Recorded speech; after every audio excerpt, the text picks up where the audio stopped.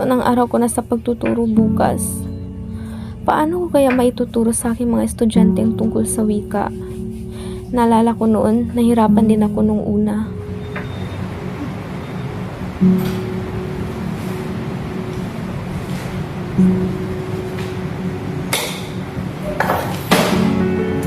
Anong problema, Kas? Natapos ko na markahan ang inyong gawa. Pero bakit ganun? May ilan nakapasa, pero may ilan bagsak. May ilan pati sa inyo ang hindi nakakalam kung ano ang kaibahan ng pandiwa sa pagpuri. Kas, tinuro ko naman sa inyo ang lahat, di ba?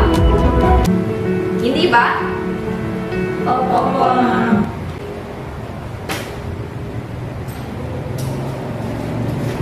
Balik, pakiligay sa mga may-ari ang mga papel.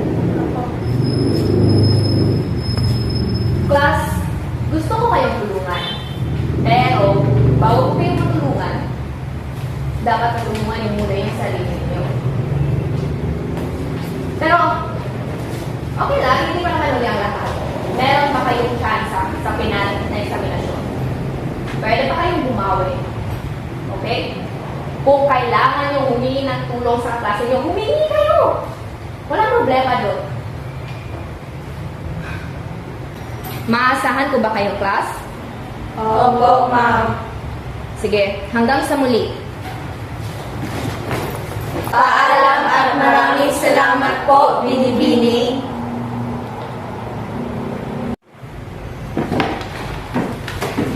Bestie, I'm so sad. I got a low score. Ikaw? I failed the test. What should we do now? Mom is expecting pa naman to make us bawi sa finals. I don't know too. Let's try to ask our classmate na lang kung ano yung score nila. Let's go. Okay. Hey guys!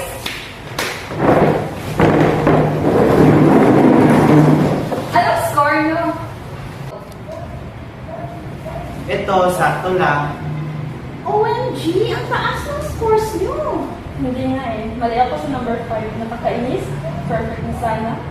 Buti ka nga eh. One mistake lang. Sa akin dalawa. Tingnan mo. Dumaan kasi si Crush. Na-distract tuloy ako. Ang bagay yun. Hey guys, do you mind ba if we ask some help? Yes, we're having difficulty kasi and we don't know how. Really? Ano ba secret ninyo? Oo, kasi yung mga magulang ko galing ng Luzon. Kaya bilang anak nila, nakakaintindi akong Tagalog kasi nagtatagalog sila. Ikaw, Bess. Ano secret mo?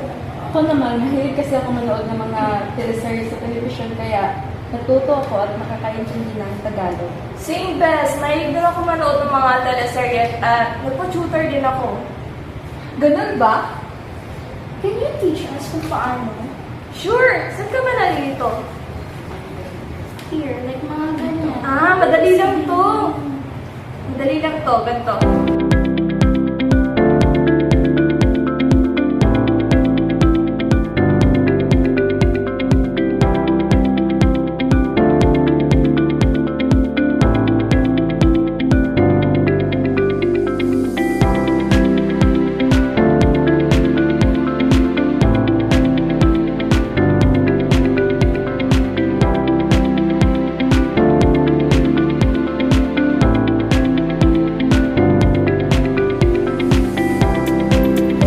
Alam ko na.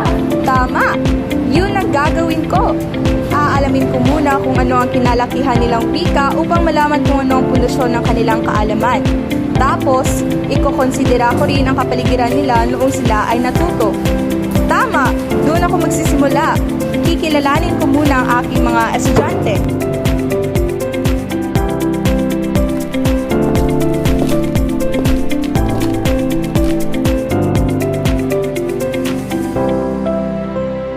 Good morning, class.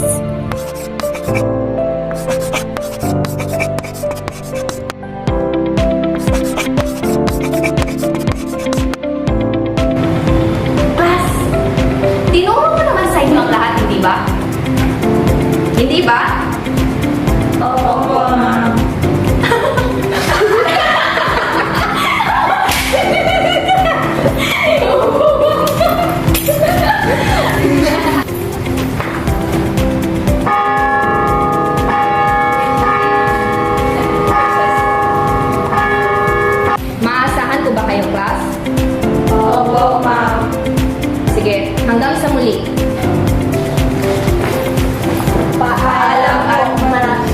2, 3.